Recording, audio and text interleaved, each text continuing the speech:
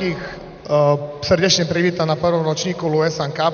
Rád tu vidím kopec známych tvári, futbalistov, trénerov a kamarátov. Rád by som odozdal slovo primátorovi mesta Trebišov, pánovi Čižmarovi. Ďakujem pekne, tak ešte raz pekné športové predpoludne vám všetkým. Ja sa chcem v prvom rade poďakovať hlavnému organizátorovi turnaja, pánovi Antošovi a spoločnosti Luesan, samozrejme aj všetkým dobrovoľníkom, partnerom, sponzorom, ktorí prispeli k dnešnému podujatiu, či už materiálne, finančne, alebo aj ľudsky. Teším sa, že tradícia novoročného turnaja sa vracia sem, do mesta Trebišov.